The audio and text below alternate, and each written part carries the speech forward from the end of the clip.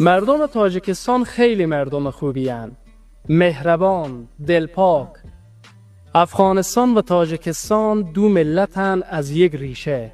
ریشه های ما در یک خاک است.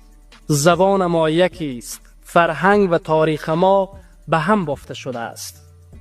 تاجیکستان سرزمین مردمان مهربان، شاعران و عارفان بزرگ. سرزمین ابو عبدالله رودکی، کمال الدین مسعود خوجندی و صدرالدین عینی، پدر ادبیات مدرن تاجیکستان است.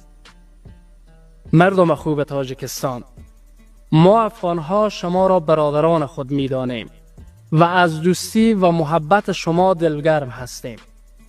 این پیوند هرگز شکسته نخواهد شد. از افغانستان بزرگ سلام بر مردم خوب تاجیکستان. ما شما را دوست می داریم.